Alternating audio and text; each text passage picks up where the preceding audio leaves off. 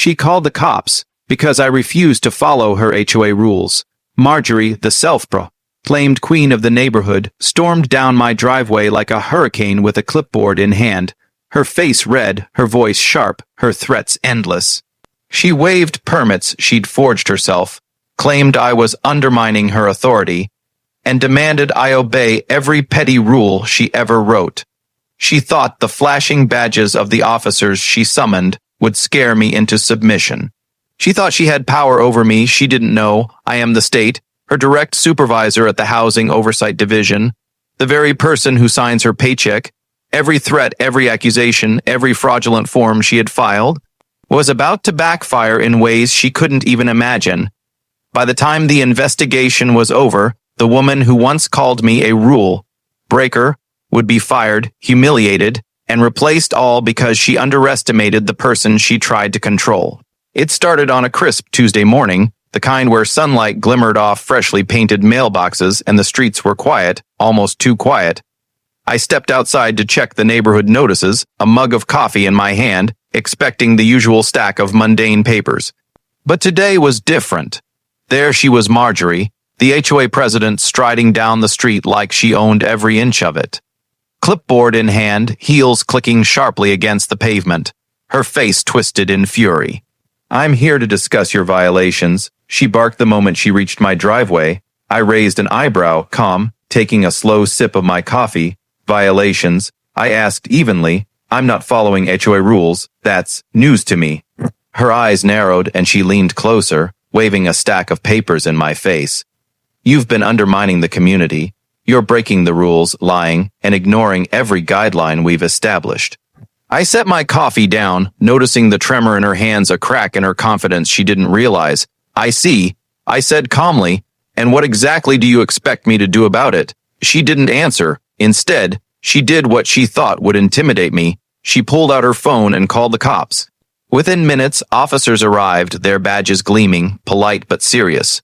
"Good morning, sir," one said. "We're here regarding HOA compliance and permits."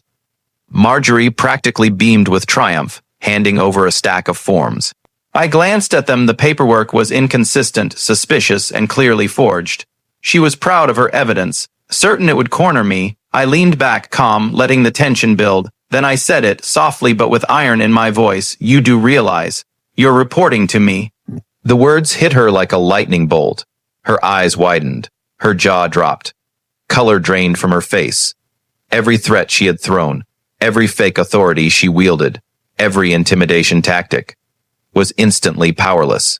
The officers exchanged glances, unsure, sensing the sudden shift in control. And for the first time that morning, Marjorie realized she was not the one in charge. I didn't raise my voice. I didn't need to. The truth alone was enough. And at that moment, the stage was set for a full exposure, a reckoning that would unravel years of fraud, illegal fees, and petty intimidation. She had started the confrontation thinking she had all the power. But she was about to learn that she had no idea who she was dealing with. The moment I dropped the bombshell that Marjorie reported to me, the entire situation changed. The officers froze, papers still in hand, caught in the awkward realization that their routine HOA complaint had just become far more complicated. Marjorie's confident posture crumbled like brittle parchment, her voice quivering as she tried to justify her actions. I thought, she stammered, her words faltering under the weight of her own miscalculation. I cut her off with a calm, controlled tone. "Do you know what happens when someone files false claims and submits forged documents?" The color drained from her face as she realized exactly what she had done. What she didn't know, what she never considered, was that every move she made, every complaint, every forged permit, would be scrutinized under state oversight, under my direct supervision. Over the next few days, I quietly initiated the formal investigation. What started as a single HOA complaint quickly snowballed into a full audit of Marjorie's tenure. Records were pulled, fee collections were examined, meetings she had allegedly held legally were scrutinized under the microscope of accountability. The evidence piled up like a stack of dominoes, each piece exposing yet another misdeed. illegal fees she had imposed on residents, some hidden for years, forged permits used to intimidate homeowners, records of threats, intimidation, and abuse of HOA authority. Neighbors who had quietly complained for years suddenly found themselves validated. Emails, letters, and voice recordings all corroborated the growing evidence against her. And as the investigation progressed, the narrative she had spun for years began to unravel, her authority exposed as entirely fabricated. Meanwhile, Marjorie became increasingly desperate. She tried to threaten residents into silence. She attempted to challenge the investigation, insisting her paperwork was legitimate.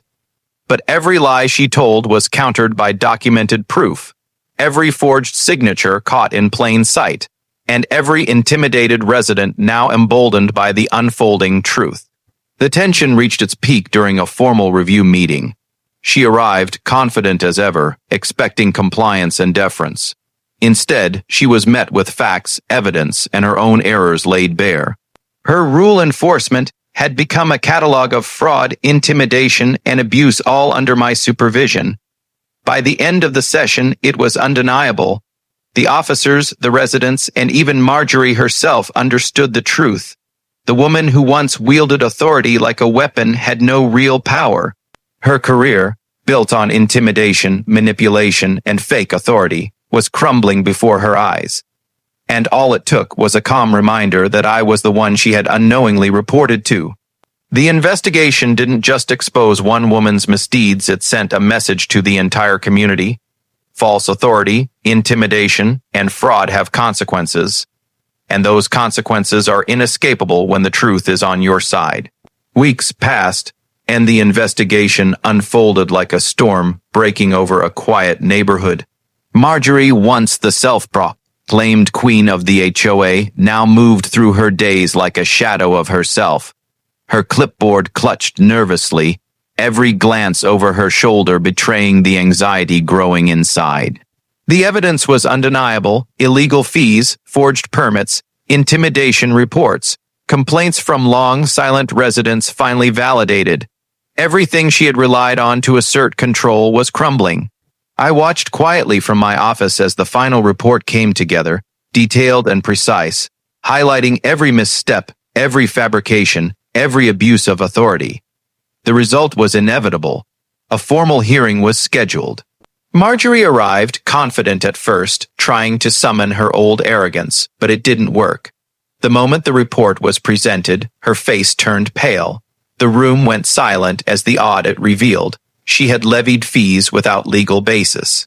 She had forged state documents to intimidate homeowners. She had threatened residents who dared question her authority. Every false claim she had made against me was laid bare, a record of her own hubris. By the end of the meeting, it was over.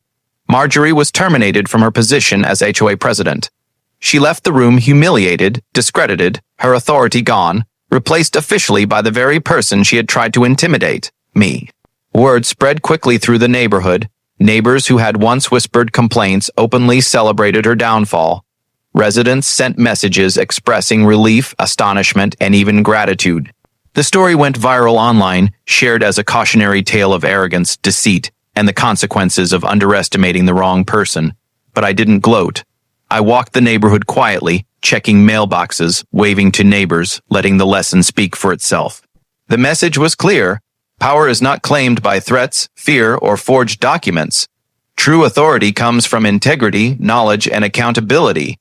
Marjorie would never forget the day she tried to assert false power over someone who outranked her without even revealing it at first. And for the rest of the community, it became a story of justice served swift, fair, and undeniably satisfying. By the end, the HOA was healthier, fairer, and more accountable. The woman who once ruled with intimidation was gone. And I restored order, fairness, and trust without raising my voice, without threatening anyone, just by letting the truth do the work. The lesson lingered long after the papers were signed and the investigation closed. Never underestimate someone who knows the rules and the real authority behind them, because when the truth is on your side, arrogance collapses, lies crumble, and justice finds its way. Faster than anyone expects. Like, share, and subscribe for more HOA drama. This video is a dramatized, AI-generated story created for entertainment purposes only.